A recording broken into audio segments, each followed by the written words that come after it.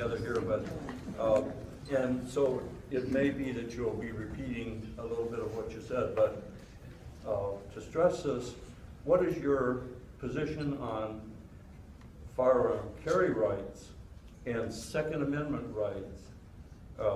Second Amendment. And I would like to add to this a little bit about how you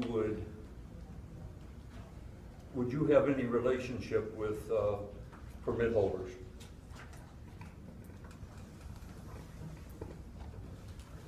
In reference to the Second Amendment, I'm going to have to enforce state laws, whatever laws that are on the books in reference to the individuals that have to, go through the training and the requirements, and also obtaining the licensing.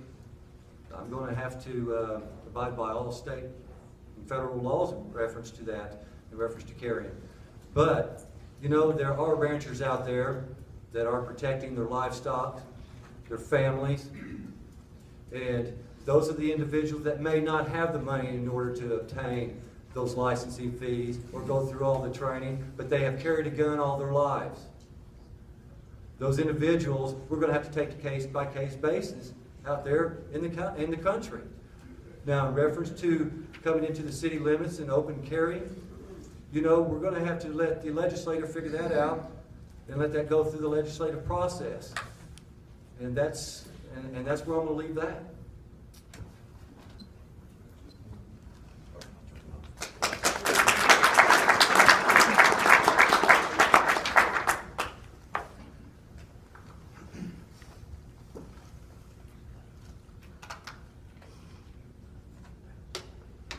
Everybody has a right to carry a firearm as long as they are qualified, they're not a convicted felon, and they're not out there to do harm, and they're of a right mind. We have a right to protect our family, we have a right to protect our friends, we have a right to protect our home. We have to be careful how we do that. As the sheriff, we're going to have to abide by all the laws, enforce all the laws that our legislation passed. That's about all I got on it.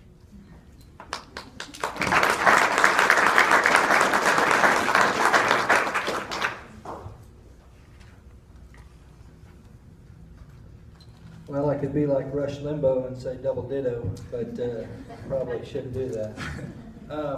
I agree with what both these gentlemen said, and being in rural America and Kay County in the great state of Oklahoma, I know more people that have guns than don't. I'm a firm believer, like I said earlier, I think training is important in everything. I think that you have a right to bear arms, absolutely, and the federal government has no right to take that away or reduce that in any way. I also believe that education and training, even at the level of the sheriff being involved, and obviously it's been brought up about the range that they have, trying to do education and again, getting back to my opening statement of getting involved and talking to people and making a difference in lives, whether it's talking about the Second Amendment, whether it's about open carry, any of that. I just think getting involved and talking to people and everybody can work together.